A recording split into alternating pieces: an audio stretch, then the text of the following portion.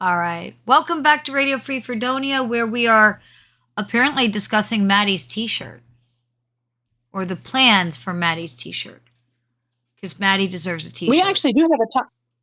He does, but we actually do have a topic for tonight. I'm pretty sure the topic's Maddie's And t once shirt. it's not hookers and blow. Oh, wait. It can't be Hookers and Blow. Lady Styx is here. Sorry. While we're talking about that, Yeah, my I said it's not co-host, that. my co-host, Lady Styx. I don't know. I was going to say, I don't know why y'all have decided it can never be hookers and blow for me. I'm just saying. I think that's so unfair. I must be such a stick in the mud. Yes, that's exactly why. Not because it would just give you bad ideas and you'd run around with Hookers and Blow. It's one of those, anyhow. You know what we're missing? We're missing Mr. Pink. Where did Mr. Pink go? Did we lose him? He's offline. Oh, that's crazy. Maybe He's you never broke offline. We broke Mr. Pink. Well, our official and unofficial co-host is apparently broken, but we do have Always Right Maddie. We have Hexile, who has started doing a little bit of freelance. He wrote one piece, and I sent your piece to Debbie. She actually liked your first one better, but she really liked how versatile you are, that you had a different idea. So, Okay. however, I need to get you her, like, I could only see 2 comments, and apparently it had edits too, and she needs to send it in a way that I can see that to send to you. Or I'm going to have to hook you 2 up directly to figure that part out. And I need to send you an email with you get options for your second piece, which will be for $18.79. But because you're nice and I like you, I'm not just assigning you that one. I'm going to give you like a list of like 3 or 4, and you can pick which one you want to try. Oh, sweet. Thank you. You're welcome. And I found where you can change the colors on this. Okay. I probably just am not smart and didn't see it. If you go to the text thing and you see where it says the Leviathan is more like bronze. The A and all that is a little more bronzy than goldish, or antique gold maybe. That's why they don't match. So Hexel, you said we can change it up there. It's got like a color wheel thing. If you go to the text, and you'll see it says open underneath the font. There's a place that says outline, and there's like a a slider. Right next to that's going to be a color block. So you click on the color block. Okay. And it'll open up a palette, and then it starts on standard colors, and you put up custom colors, and that has the sliding wheel that lets you go and really, really customize what you're going with. All right. Well, we will see what I can do with that. Although it might be easier. There's a dropper tool. There's a dropper tool. Well, see, now that would help. There is a dropper tool right in there. I see it. Because the other option is I let Lady Styx see if somebody in her household can turn that into one piece of art that matches better. Which I am not opposed to. All right. So for anybody curious, I was working on the Matty t-shirt. Matty apparently likes green, which is good because I think this shines really well on that green. And then for the back, and this is what we were discussing, is I think I like the circle around the teardrop. But when you put them next to each other, it's very obvious that the goldish that I picked didn't match the front, either the Aether Stream or the ship. And I think I'd like it better if it matched a little bit better. Are we okay with the stark black and white teardrop? Is that okay? I think it looks good. If we could get the Always Right Maddie to match a little bit better. I guess the question is, does Maddie care if the colors are different? Because I mean, the first technically is a logo, but I know why it bothers you, Andi. No, it's not so much that it bothers me. It's whether it looks good. Because sometimes white can be too stark. So. Also, it's affecting the color of the font. It might be making it look lighter.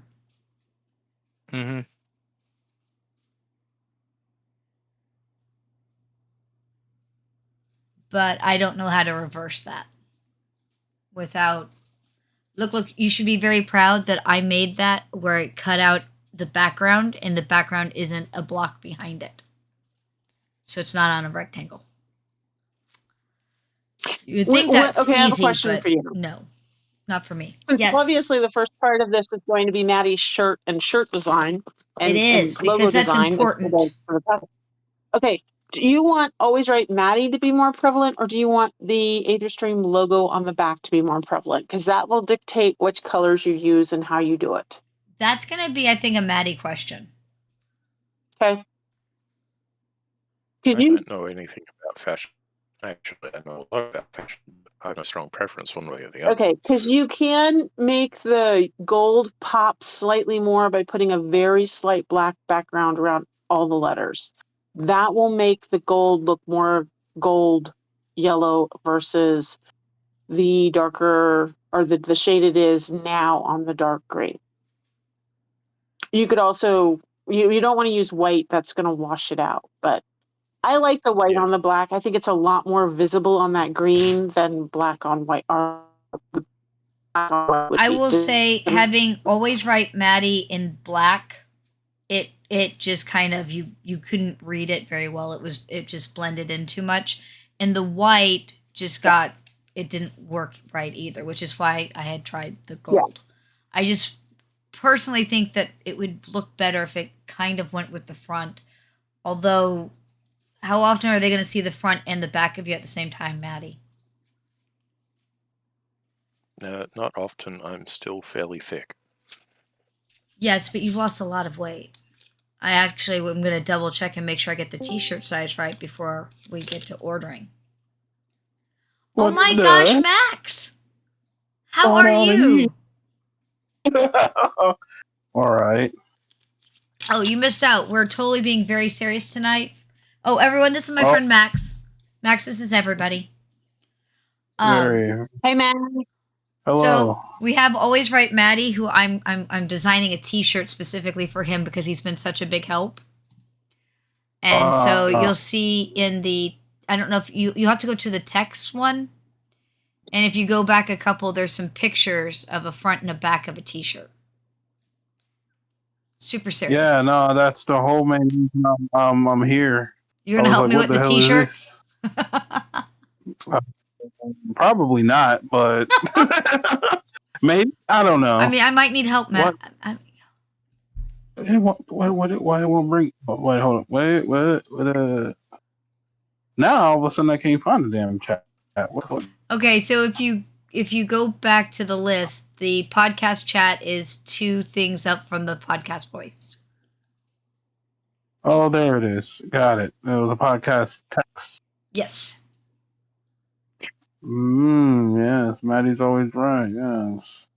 We were discussing the fact that when I look down side by side now, the gold color that I chose for the Matty's Always Right doesn't match the more bronzy or darker gold from the front. And I'm not sure I'm happy. So yeah, it absolutely doesn't. And first of all, goldenrod on a army green t-shirt is just not good. It is, and it's very Australian. I checked. Matty has said it's very Australian. Oh, okay. Very Australian. Got it. Hey. Hilarious. You should see the hat we got for Matty.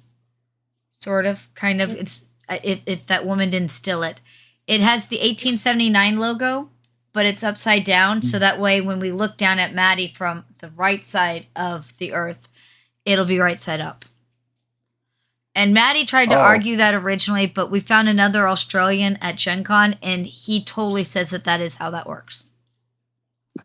Oh. Well, who am I to argue with science official? Oh. I don't know. I don't know. I don't like the gold. I don't like that gold. It needs to be shinier. It needs to but be that's shinier. Just me. I don't know that they have metallic. I don't know that we can get metallic. I'm not sure how that would. Oh, you better check. I will check. Beautiful. Maddie, you need some more. Oh, dude, we need to get him some glitter too. See if they'll throw glitter in there and get all over Maddie's house. No, I don't think it needs to have glitter, Andy. I think no, we're good. I'm sure Max, you would appreciate it without quite enough metal shavings lying around I that I don't need already. Max will agree with me that you need some glitter. Max likes glitter. Max and I like glitter. It's fine. Everybody likes glitter. Well, I don't know. I don't know. I feel like with what's going on, you're doing too much. And where would you put the glitter on the ship? No, just in the box with the T-shirt. That way, or the bag. That way, when he opens it, it like plumes everywhere, and it's all over his house. Like those what was that? It was like videos of like this dude who made like an anti-port. Yeah, the glitter bombs. Like to stop the box thieves. Yeah. Yeah. So except it's just a pile of glitter. Like you have to sift through the box to find the shirt. That would be great. Oh my goodness. Remember, we like Matt. I love Matty. Continue being awesome. So do not glitter bomb him. Yeah, no. No. This is man love. This is so that Maddie feels included. I'm telling you, do not make me pull out 26. 26. Totally man love. Maddie's included. It's good.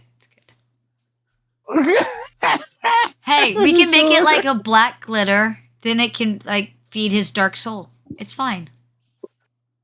I don't know about Hespar. I do not deserve it. I've been diligently avoiding real work while playing with Maddie's T-shirt. No, wait. Hespar. She and I slammed through a massive amount of email stuff this morning. I'm going to give her a little bit, but I'm still not going to let her send a glitter bomb to Matty because the extra tariffs on a glitter bomb and the weight of the glitter is going to be a problem.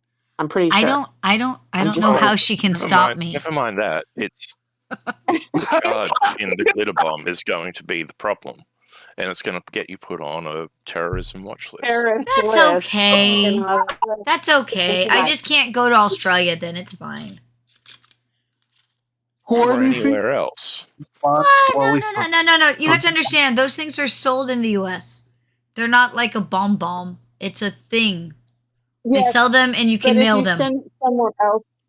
Yeah, Andy, but if you send it internationally, it's considered terroristic stuff. It's a problem. I'm not sure I'm leaving the U.S. anytime soon. It's all right. They don't even like you sending batteries in the air. Yeah, you guys are so weird. Okay. And on top of that, I don't know why you don't already think they're also safe. Already on a watch list. I am probably already on a watch list. So, I don't leave the country. It's fine. If you've done research for a Shadowrun game, then you're on a terrorism watch list somewhere. Hey, look, I don't trust you if you ain't on some sort of list. Look, it's a sign of good taste that the government hates you as much as you hate the government. I'm just saying. It's okay. You want to laugh? So I ordered pizza for the thing the other day at the game store with Ross and all of them, right? Well, Ross couldn't have any pizza because he was virtualing in. But I am old-fashioned in a lot of respects. So I wanted to just pay for the pizza like in cash type of thing, right? And of course it wants you to like put down a tip. But here's the thing. Part of me goes, I don't know if the service will be good, so I don't know how good the tip should be. On top of that, I like to give the tip in cash because fuck the government. But I am now afraid to leave online stuff with a tip is going to be in cash because I've been told that if you don't pre-tip, they do bad things to your food. Max, you are young. Is this right? No, because so when I was working taking out tips, it was to me, you were dumb if you thought that because the person didn't print a tip on the thing when you were taking them their stuff, that you should do something bad to their food. Because more often than not, I would get to their door and they'd hand me $10. That'd be the times that I'd get the most tip when they didn't have one on it, and I still brought the food. I didn't, okay, but that I feel like still is a personal thing, right? Because I am one of my pet peeves is doing things out of spite, right? Like I hate when people do things out of spite, so I don't do that. And even moreover is assuming bad intent, because like I'm black, and that's always been a problem in the world of is assuming someone's intent or their work ethic or any of that stuff. Just assuming anything without knowing the person, I feel like is just a bad look. So I've never done. Well, and I didn't used to be as nervous about it, but recently, not this last Gen Con, the one before, there are stories now.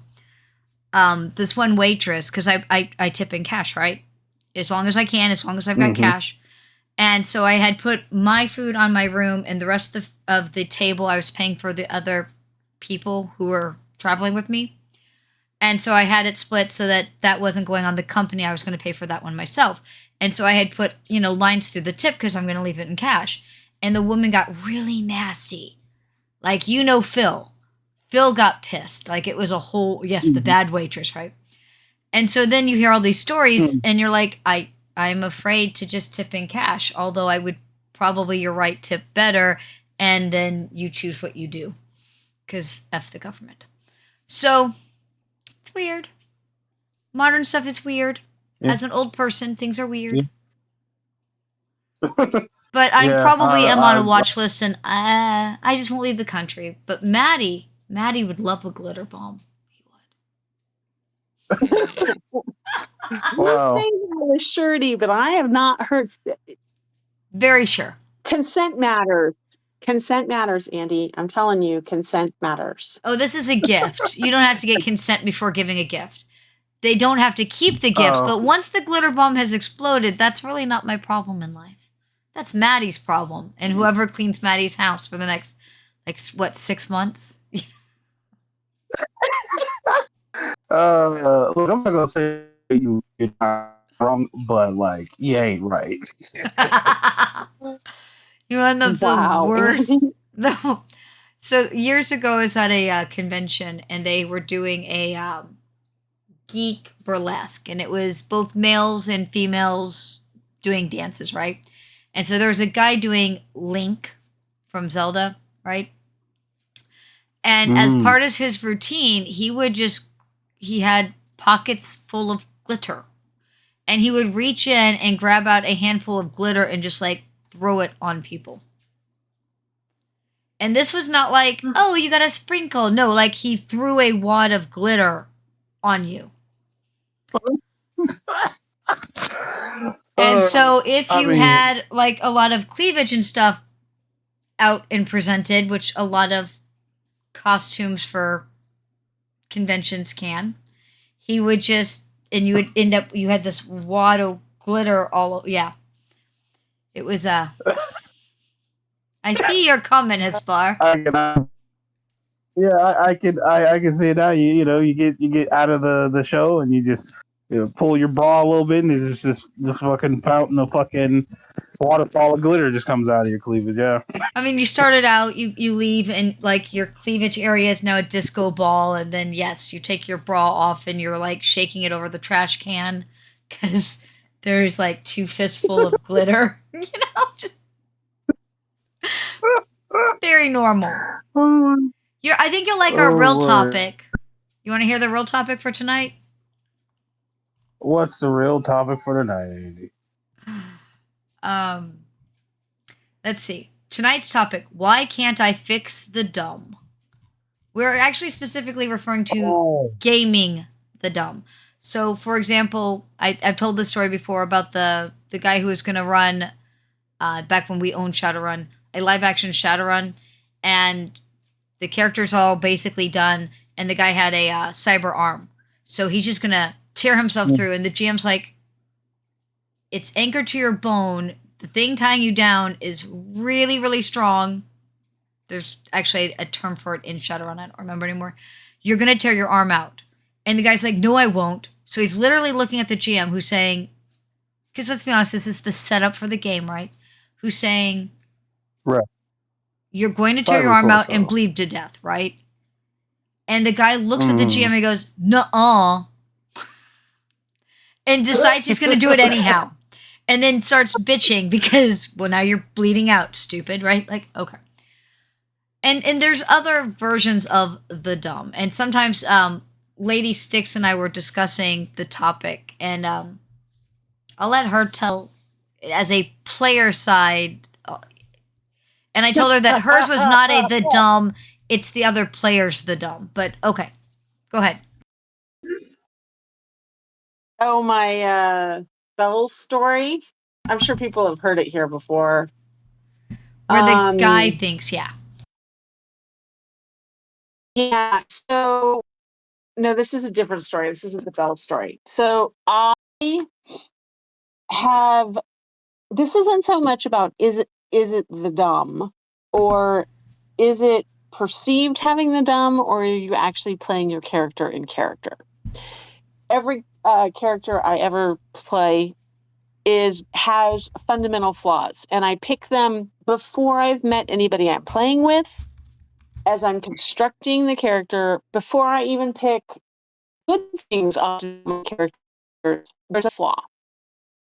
Really often,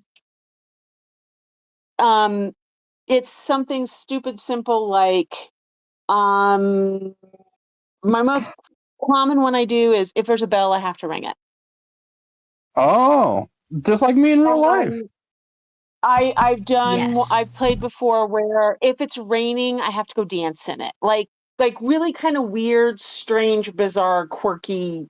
The color blue, I cannot stand the color red. Got that on you, it's red. Stop, right? So Stop that immediately. this one, it's a thing. If that's your flaw, it's a flaw, right? Mm-hmm. And I will play that character through to the dead end. So I had a game where the character was had to, the annoyance was why why does that have to be the choice? Why do you have to do that? Why? Right? And like a little kid, why do we have to do it that way? Like, why?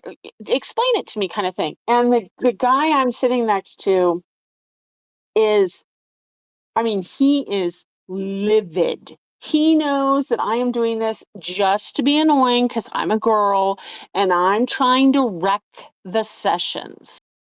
Oh. And this is one of those things that's happened over several sessions. We're starting to wrap it up. And he explodes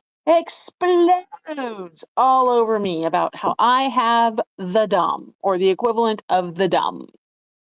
Because nobody ever does this about how annoying are you being, and like, this is that particular session, I got extra points from the GM because I didn't break character. He knew that was a flaw. Other people in the party had figured it out. And there was one particular character who she'd always just look at me and go, and it was hilarious because it was like, the character was the opposite of the person who was playing them, kind of thing. And their answer was always, I'll explain it later. And that was enough of an answer for me because at least there was an answer, right? Later never came, but I didn't think about that. I just wanted to know why. Well, okay.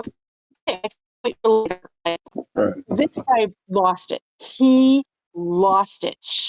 Threw dice, threw paperwork, tipped books off the table, like total dude tantrum. Mountain Dew flew across the room. Pretzels flew in the air.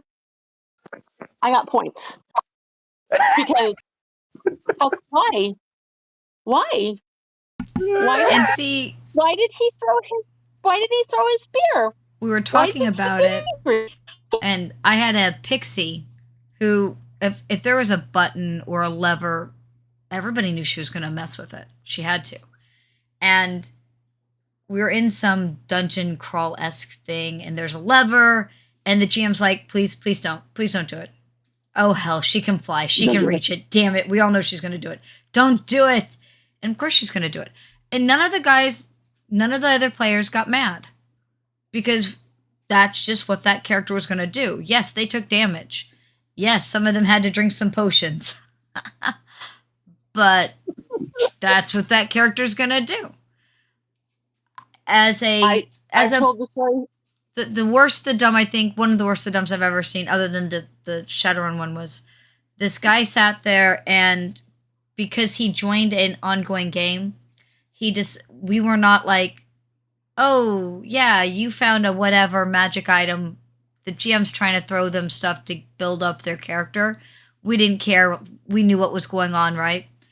But he started to just decide that he could just keep all the loot and didn't have to share it, and then decided to start demanding that, like, my character has to inspect it and waste a spell identifying it and things like that. And the answer became no. Well, you have to. No, I don't. What? Right, like under what rule do I have to do shit for you? Like, you know. Right. Like, can you just imagine coming up to one of your characters and being, you have to cure my wounds because I said so.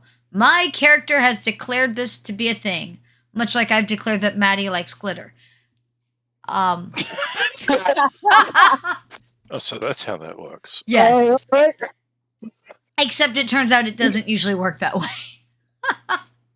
Well, and people who may have been on before might have heard my story about being in Strut's and making the running leap and ringing the bell. And not just ringing the bell, but swinging on the huge, line and ringing it over and over and over. The entire rest of the party looked at me and was like, what the heck are you doing? And I'm just gleefully, that was the thing. And the GM he got this incredibly pained look on his face and rolled some dice and went me.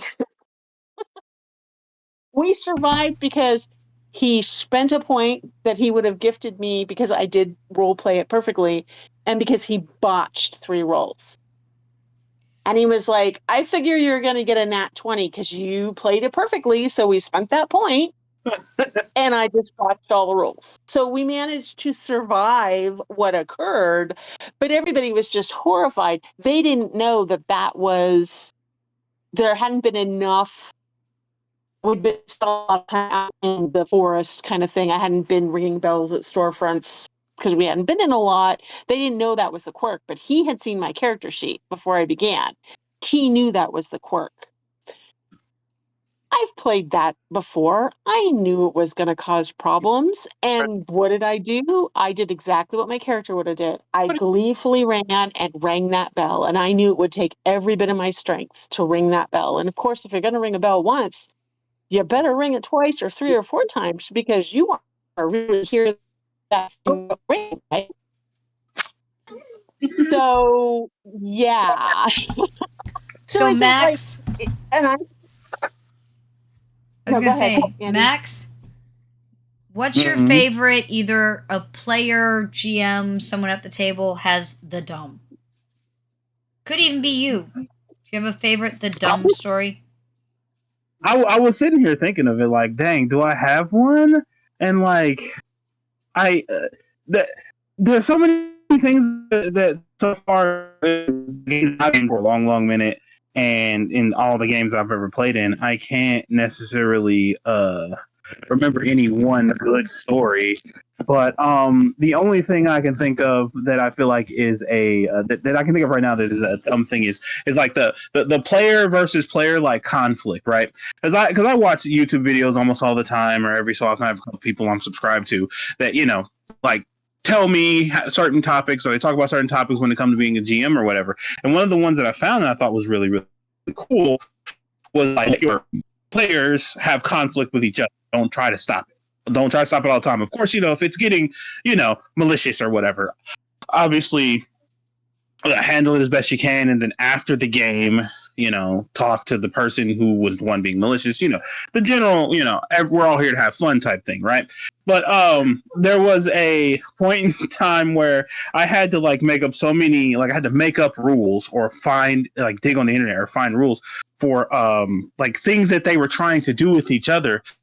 Like at one they was an arm wrestling booth at a game thing, and I'm like, arm wrestling? And then one of the other players from the same team was like, oh well, I'm stronger than you, so I can beat you. And they were like, oh okay, well then how about you come and do the thing? And I'm like, oh great, now I got to figure this out. But it ended up being pretty epic and it was fun, right? So I don't know, I don't think that necessarily counts as a dumb the dumb thing. But someone in the house almost died. I don't know. I can't think of it. I've been sitting here this entire time trying to figure out something that would be a good example because I know you were going to ask me. I was like, I know he's going to ask me. I have a con one. I'm going to ask everybody. So there. Oh, she is. But I'm gonna do my con one first. My con story of the dumb. We had a table. I was doing a demo of a game. But you're saying so. I just remembered one.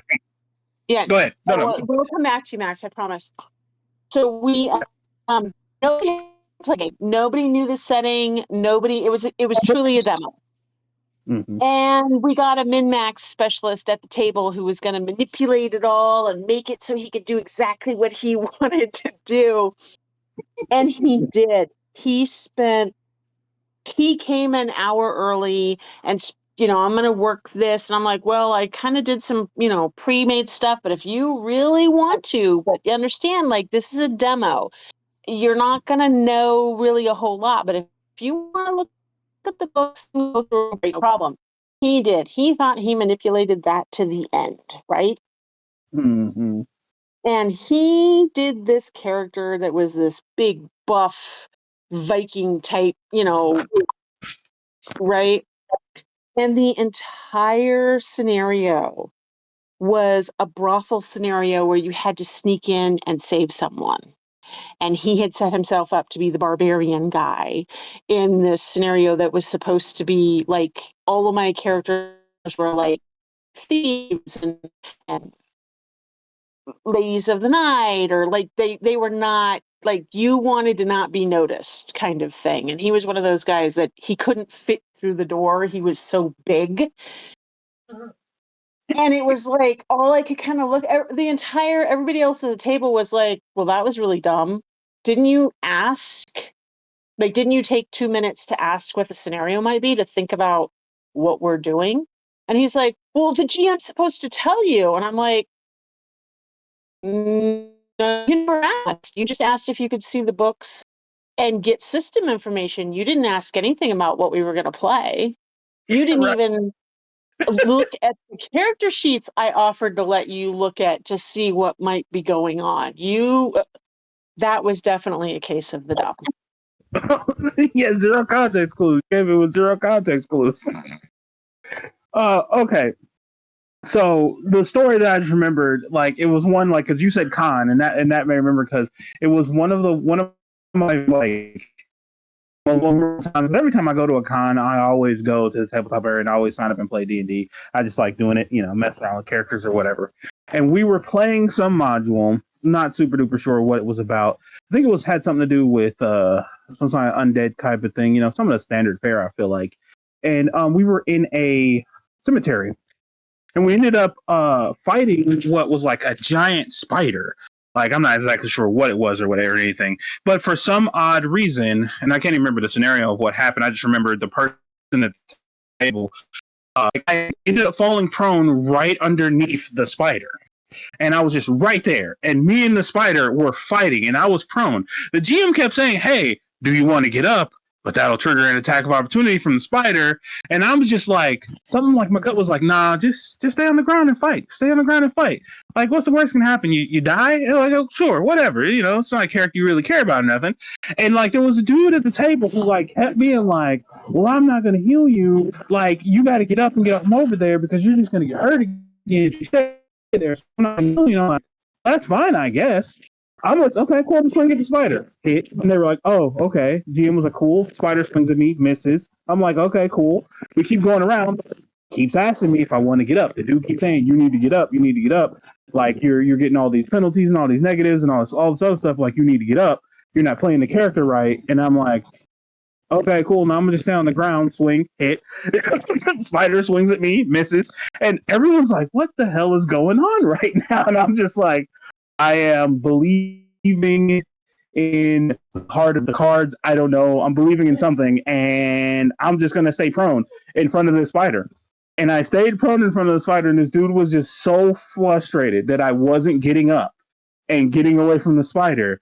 But, like, nothing was happening. Like, the spider kept swinging at me and missing. Like, the spider hit me, like, one time. And I'm like, cool. It hit me for, like, 3 or 4 damage. I'm like, I'm fine. I got, like, 15, 16 life. We're good. Into the fight, like almost none of them did anything because the certain things that I guess they wanted to do, they were, I don't know, they were afraid. I was right there underneath the spider, and most of them really weren't doing anything in the fight. And I ended up killing the spider by myself in the fight with 4 people, prone in front of the spider, and like the GM was like rubbing their temples, like, I don't understand how this is happening. Like he's like, this is the craziest fight I've seen in a long time, bro. Like you refused to get up. You killed the spider while prone in front of it. No one else could hit it. The spider somehow couldn't hit you, and everyone was like, "This my favorite part." My favorite part is you're not playing your character right. Oh, I was going to comment on that too.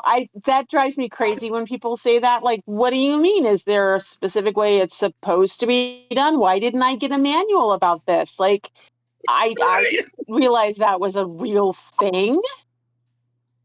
Right. I'm like, bro, look, I don't. Like, and I just remember that forever because like the team was just like flabbergasted that like I stayed on the ground fighting this spider. Everyone else was like, "You were insane."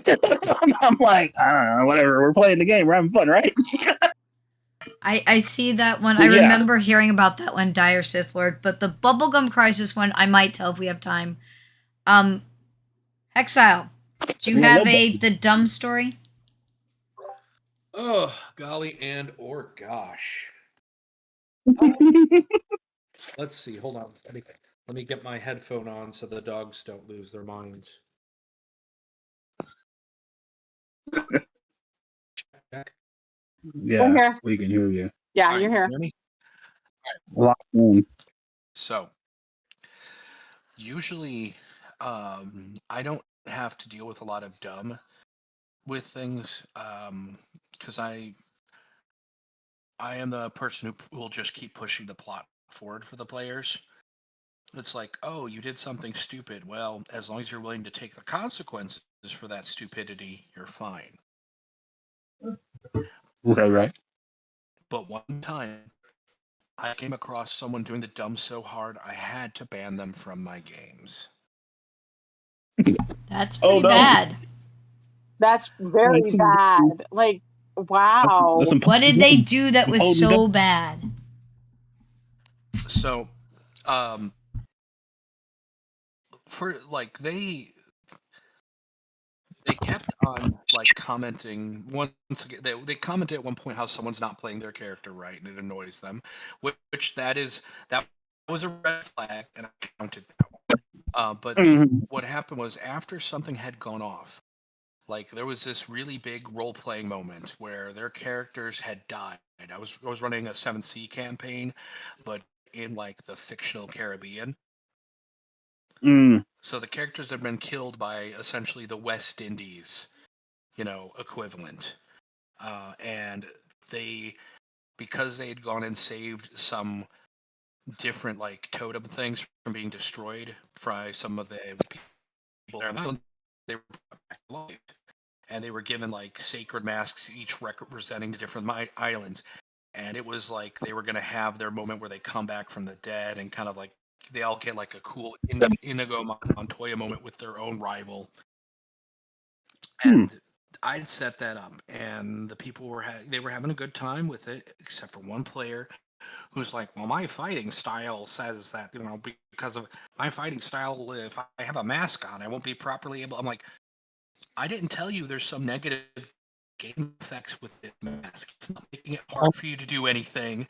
It's just background dressing. Just it's something to kind of do, like give you like a weird little coming back from the dead crow type thing. And he's like, "Oh, but the logistics of I'm like, we're playing in a world with magic, and you are arguing with me why your fictional sword school requires you having perfect vision through the fictional mask." Yeah. Oh my goodness. Yeah. Kills me. I hate when people do that because I'll be like, "Hey GM, shouldn't that do a thing?" Or you're forgetting about that. I'll be like, "Bro, shut up," because you're giving them things to fuck you over. Why would you do that? Actually, that came out in 1863, and this game is set in 1860. And that's when you just go, "But I'm a GM and it came back early. My bad. It happens." Yep. Yes. And you know, though, when people get like that, you can't stop them. Because you're telling them, "Hey, this is what's happening." Well, no, I still want to argue about it. I'm running the game. No, I still want to argue about it and make it awkward for everyone. And well, then you're not coming in anymore. Oh, well, that's when I have the what I call character meet God moment.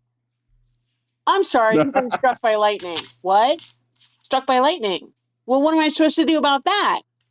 I don't know. God hates you. Leave me alone. Well, to survive. Like, are you going to get the hand?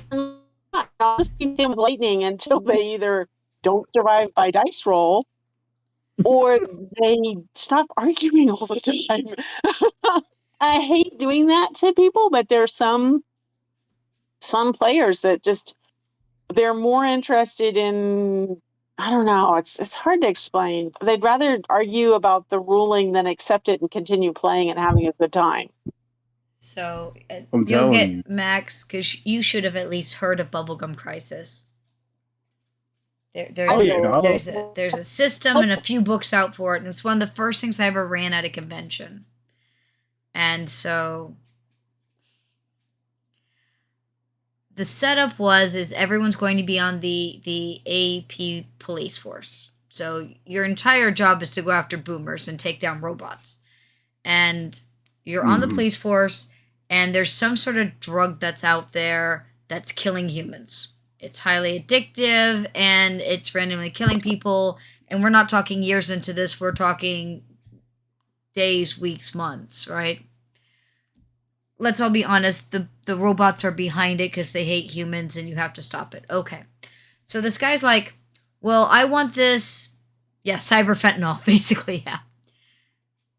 He wanted some major weaponry thing, and I'm like, "Well, how do you get it?" He goes, "Well, I'm going to buy it." You're a cop. You don't make that type of money. "I'm going to get it on the black market." You're a cop. That's pretty illegal.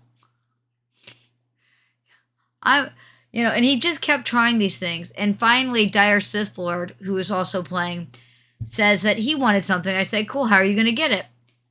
And he basically goes, "I go down and I requisition it."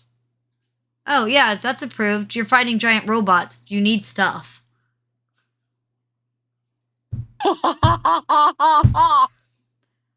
But the other guy just couldn't wrap his head around, you're a cop who's going after, and instead of just doing it the right way, kept trying to come up with some illegal way of black market or killing somebody. I'm a dirty cop. What? Oh, God.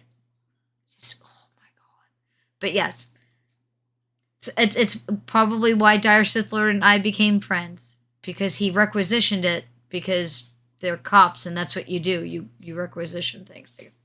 There's a form. You get stamped. All right, so what's this Right, you go ahead. Cyberpunk 2020 story? Oh God. So this is actually a story from when I was one of the rare moments I get to be a player. Mm. So I was playing Cyberpunk 2020. I was playing a solo because I'm like, I know how the system works. I know how gritty combat can get. I'm like, let's just do what we're doing. Everyone else in that party proceeded to screw up everything they could as fast as they could. They got us kicked out of our apartment because they started going because they had bought metal plating and we're trying to armor proof our apartment. Huh. Like, I'm like, you're drilling holes into a wall, and I'm like, if you The rent an landlord apartment, won't be happy. Yeah, no, we got kicked out pretty dang quick. Ugh. Then they go and send me into an area with the intelligence, hey, I need you to kill this gang. And I'm like, okay, this is going to be difficult.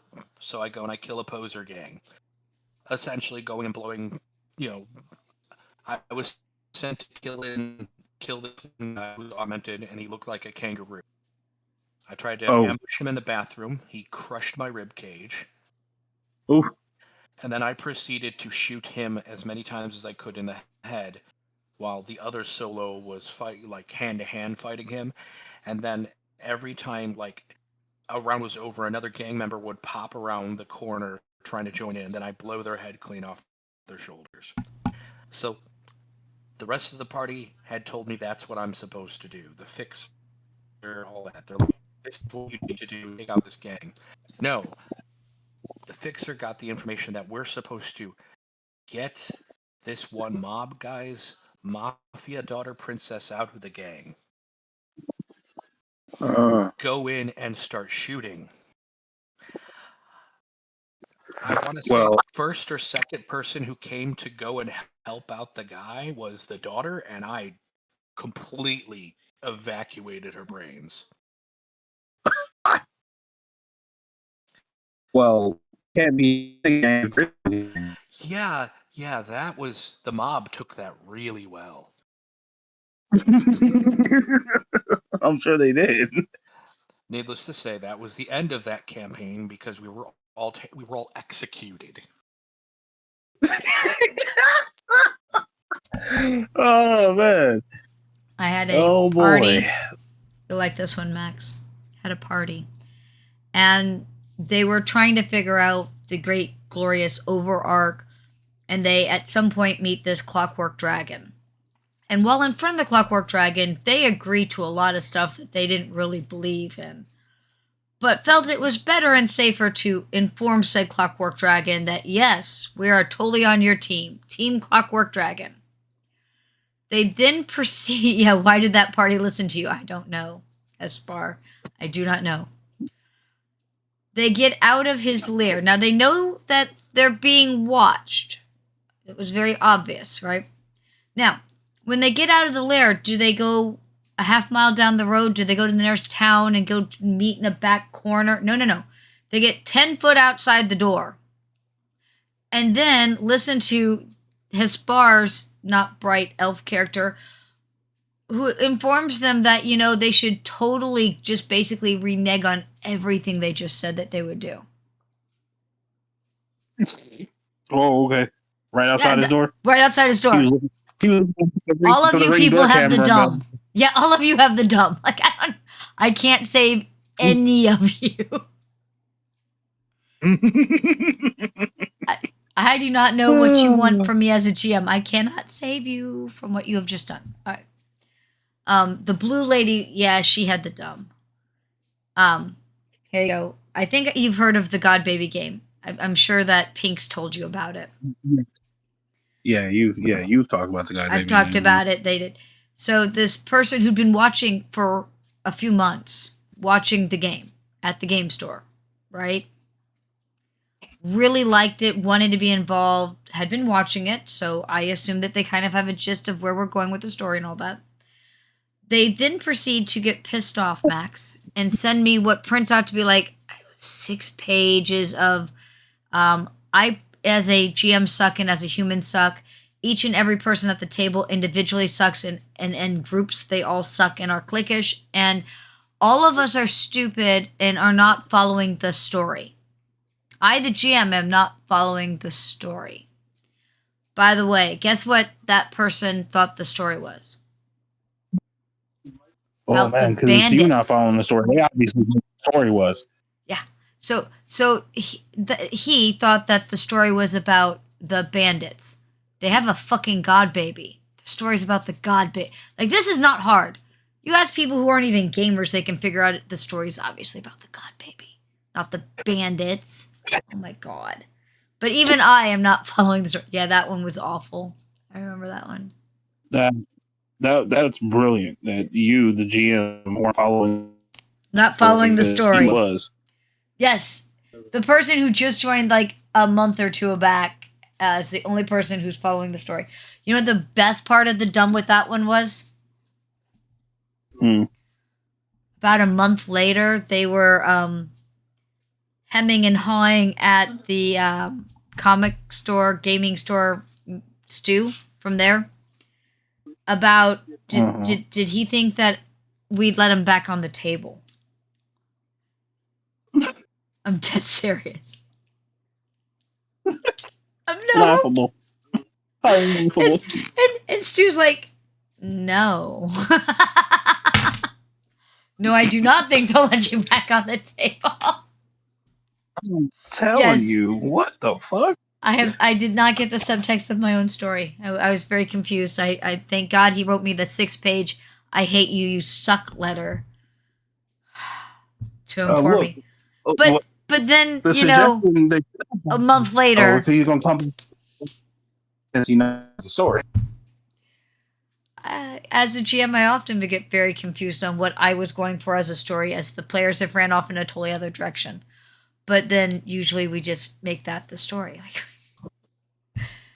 You know, right. He did. You know, he should have done that. He should have promised to let me in on what the true meaning of my first story was, because maybe we would have let him back.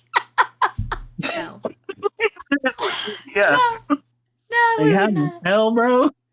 I mean, because at that point, the audacity. Oh, dude. I mean, if you're going to be hubris, just be all the hubris. The thing is that even if I had been soft-hearted and been like, well, you know, maybe they were having a bad day. Well, they spent, 2 hours typing this fucker out. But whatever. But maybe nobody at that table wanted that person back.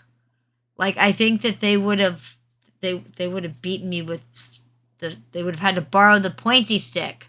The great pokey stick. Nobody wanted.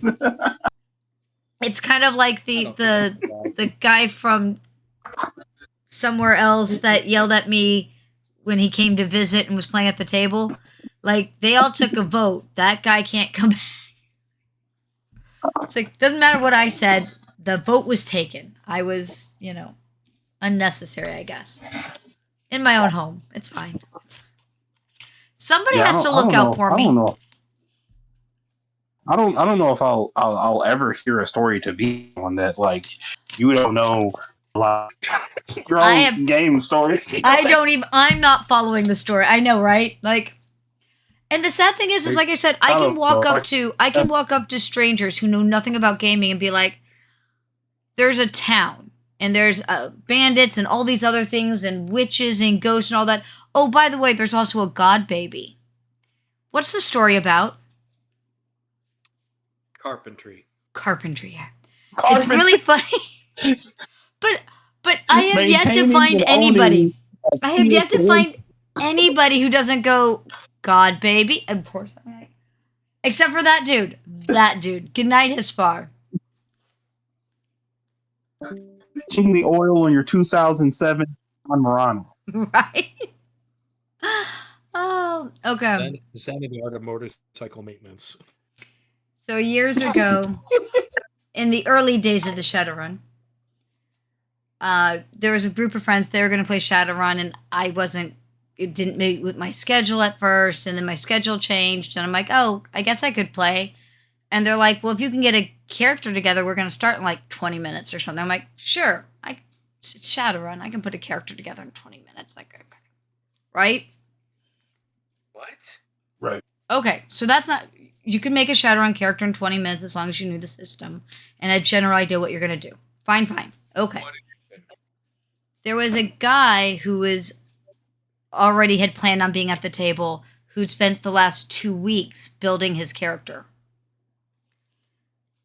Turns out he's also playing a mage. Okay. Not a problem. You can use more than one mage in Shadowrun. That's not necessarily bad. The first run we get told, we need you to go scare this gang. Like they need to be put in their place, scared, scare them off, right? Okay. The mages got told to go sit in the van. A lot of mage spells have line of sight in that, so as long as you could see, you could still cast, but we're sitting on the thing going, well, we're not very useful. And then they finally do what they were supposed to do, which was drag the battle outside, because they wanted it to be a public display, right? And the guy's like, well, he can't think of what he can do, and he's trying to figure that out. And I just go, cloud of fire. Fire cloud. All over everything. Our people, their people, doesn't matter. Not the point. The point is it's big and showy and does a lot of damage all over the place. And sets a point was put across, right? But I remember the other guy being so ticked off because he had spent 2 weeks trying to think of this character. And as far as he was concerned, there was nothing he could do. And I'm just sitting there, just firecloud all of them. That'll be showy. It's fine. I don't remember what type of mage he was playing. I really don't anymore. It's been, we will not discuss how many years, but we're in the decades. But it was just one of those, it was like, how was I supposed to know that he would be upset that he couldn't do anything? Like, zap some fuckers. Like, you're a mage. Do some mage shit. It's very articulate in my youth. Do some mage shit.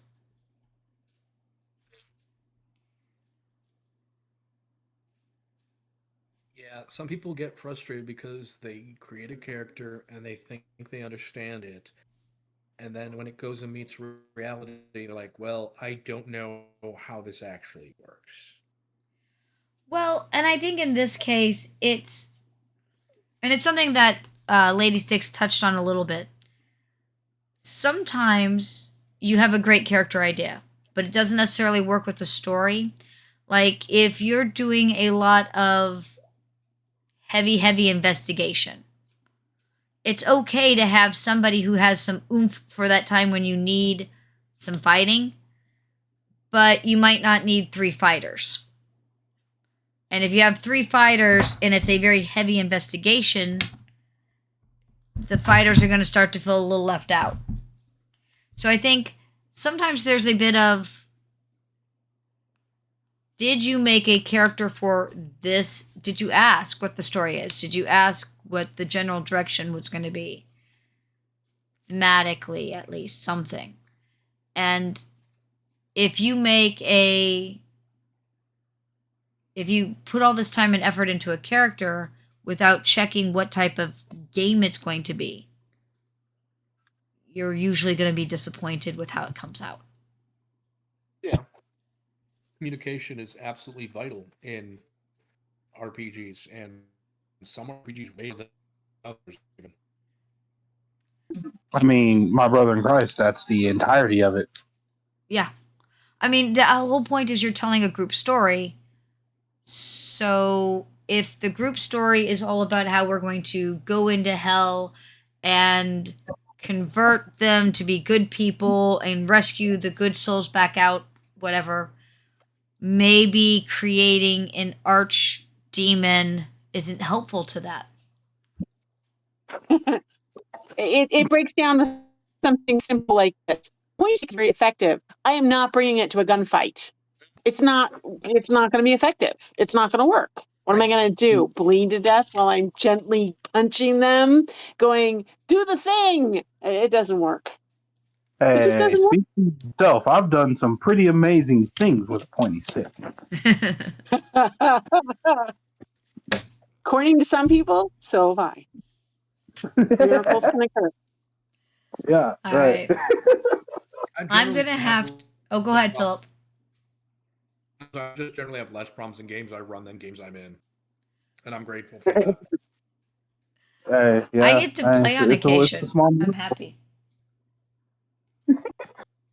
I'm always happy when I get to play. But I'm going to have to. Sorry, what, Max? You want to do that? Try that again. You cut out on me. Well, I'm on the shitty part of the side of the house with Wi-Fi. Sorry. That's better. All right. What'd you say? I said I wanted to run a game for you one day. Like that's a bucket list goal. You should. I love to play. I GM a lot, but I would love to play. I do get to play on occasion, but not as often as I'd like. I think most of the GMs out there feel that way, though. I used to, but now I realize that I can be too big of a disruptive force in some games. Look, it depends on the character. I've had... Okay, one of the funny but worse, so Izza, which was this pixie character, right? And I played her off and on for about a decade. And everything was pre-approved from the original GM. And she was a handful. But most people at the table didn't realize that, like, there was some note passing between the GM and me. Sometimes it would just be a word before the game. Sometimes it'd be a literal note passing, right? She was as much a GM tool as anything else. Like, she helped guide some stuff by just seemingly being chaotic, but maybe wasn't so chaotic out of character, right? But she still had her moments, okay? Yeah. This one guy decides that he wants to run, and he wants those characters. And I looked at him, I'm like, you're pretty new to GMing, and Izza's kind of a... To put it nicely, advanced character. She's kind of a pain in the fucking ass, actually. She's oh, he's going to knock down her power levels and all these other things. He's going to knock down her stats, and he's going to, make her this, right? Okay, I think like he might be knocking her down a little too much comparatively, but it doesn't matter. She's still a pain in the ass. Well, no, because he made her the same, as far as he's concerned, the same level. And I'm like, that doesn't change who she is as a character, right? So we're playing, and we get to this kind of major boss battle, right? And there's this evil wizard and this beholder. And originally she got asked to see if she could take care of the beholder. Well, she's very good with the bow and arrow, so she's just over there popping and purposely aiming for eyeballs on the beholder. Absolutely willing to take the negatives. Whether that means she hits or not, she didn't give a damn. To try to shoot out the eyeballs on this beholder. Because that's fun. Because it's Izza. So at some point she blinds... What? It's tactically what you do. Yes, but no, this was more because it was just fun for her to play target practice. It wasn't so much she was trying to kill it as much as she was just fucking around because it's Izza. So at some point she has blinded this thing. And it rolls a crit on its attack. Now, it can't hit her. She's way up there. Way far away. Taking pot shots at the eyeballs. So some poor player, and I don't remember who it was. Maybe Dire Slith Lord will remember who it was, but because he was in that game years and years ago.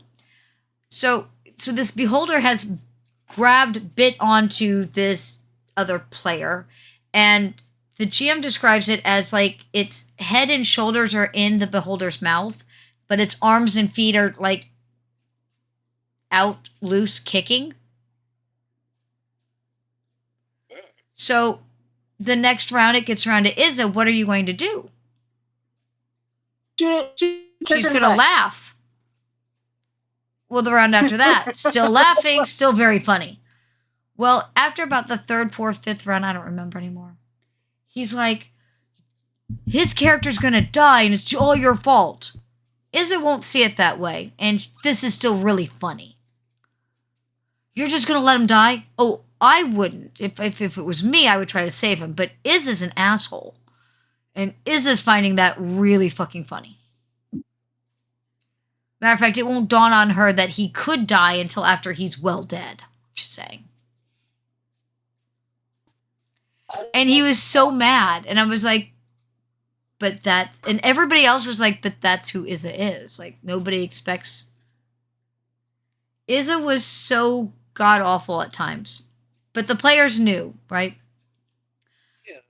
There had been this whole... We were getting this job.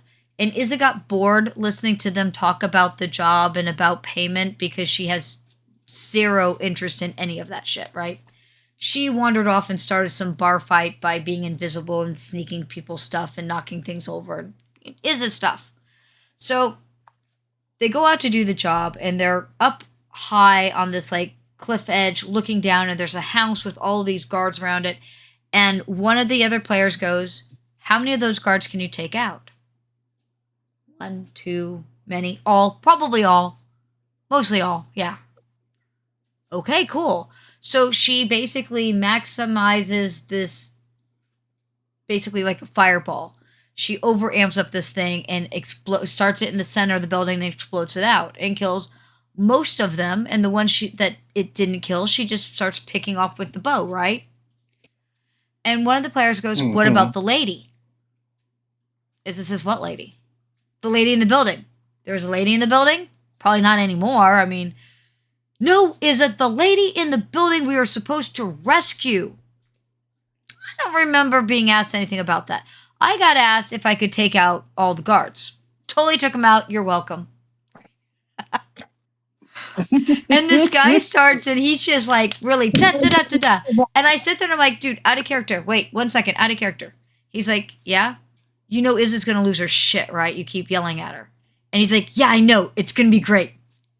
I'm like, okay.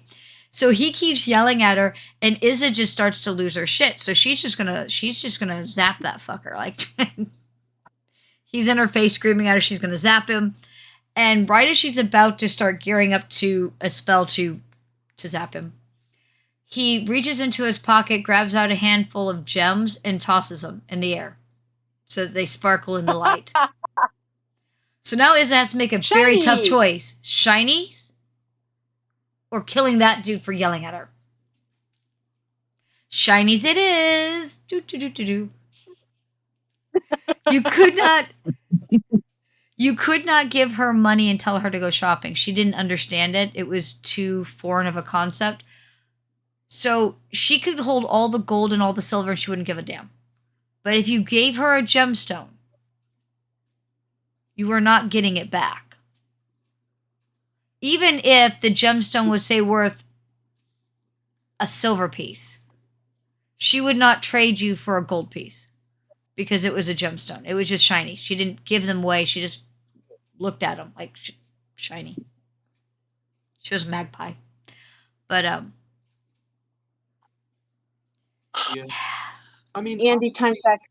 Yeah, I know. I have to go to bed soon. Hexile, you go. Oh. I have pre-K tomorrow. That requires sleep. Okay. All right. Well, yeah, I was just saying something quick. It's mostly the person running the game's responsibility to make sure everyone's cool with that kind of character. Oh, yeah. I generally, if it's like Dragonlance, you can have stuff like Kenders. And it was like, hey, are you cool with someone playing a Kender or a gnome the way they're supposed to be played? Or pixies or Skittermanders. So technically she was a pixie. Everybody knew it was fine. Like, and here's the thing, and I will say this, playing a Kender does not mean being a douchebag. Playing the pixie does not necessarily mean playing a douchebag. It's kind of like playing a windling. Doesn't mean that you have to be all woo all the time. No, but it's fun. It can be fun, but it's kind of like the your windling can also be a perfectly good fighter. There's nothing about windlings as a whole, and if you're going to have a Kender, maybe the Kender doesn't constantly start up with the Paladin. Like, it doesn't need to constantly start with the Paladin. You're just starting shit to start shit at that point. Oh, we had a group with a Kender assassin. See? That was terrifying. They Yeah. were really happy because they weren't afraid of killing people. Nope. Nope. No fair. They didn't care No about fair the doesn't mean repercussions. silly. No, it means terrifying if you take it in one direction. So it's kind of like, Max, you haven't played much World of Darkness. And I don't know about Hexile. I know Darsith has. And I know Lady Six knows a bit about it. There's a group of vampires called Malkavians. And a lot of people like to play them just as silly things. If you really actually, if you read Malkavian stuff, they have a hive mind and they are terrifying. They are freaking terrifying if you play them right. When played right, they're amazing. When played as most people play them, they're kind of like, you can't do it right, just stop. It's kind of sad and pathetic, and yeah, it's a thing. I can play them right and scare the entire city, including the prince, into I am being not a hate. Malkavian. I'm a Toreador. I'm all about the artsy fartsy. Yeah. See, I can play a good Malkavian, and I can terrify the entire vampire population of a city, including a prince. Because when you do it right, you are a scary, scary fucking thing. Yes. So. While still apparently being funny. So, you know. Yeah, although Malkavian is my favorite clan. If done right, they are scary as shit. But one of my favorite clans actually is probably Ravnos. I like that nice. Gypsy illusion tie that you don't see. Yeah, it's fun. It's not necessarily as combat-y, but they're fun. I mean, you can use it for combat, but... Oh, I should totally put a gargoyle in the Changeling game. With that crazy thought... another thing for me to pet. Hell yeah. Oh my gosh. Max's character in the Changeling game, because Max is learning the World of Darkness, so his character as a Changeling finally met a werewolf, and Max's character decided to pet the werewolf, and it wigged the werewolf out. They're not used to that. Yeah. Well, he had me pinned against the wall and everything, and I was just like, oh.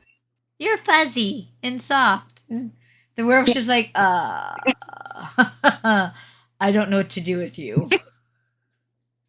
I'm just going to put you down and slowly back away. Oh, all right. Hexel, I owe you stuff hopefully tomorrow after I get home if the pre-Ks don't make my brain broke. If they do make my brain broke, I will try to do it Saturday morning, but I will get back to you. Still okie dokie. All right? If nothing else, I will try to at least get you those prompts so you can be mulling it around. All right? Everyone else, thank you. My beautiful co-host. Night all. Night all. Everybody else say good night. Good night. I'm going to go leave a message for our official, unofficial, make sure he's okay, because usually he says something. So make sure he didn't fall in, fall off, get stolen by flying monkeys. The high schoolers at the town over are getting huge laughs out of the whole no mischief, no mayhem, don't get stolen by flying monkeys, don't join the circus when they go to the bathroom. We had to have an entire talk about all the things you shouldn't do. What? Looking at a 16, 17-year-old soon-to-be adult being like, please don't be stolen by flying monkeys. That's a thing. Night all. I'm going to run. Bye. Good night, everybody. Good night. Bye night.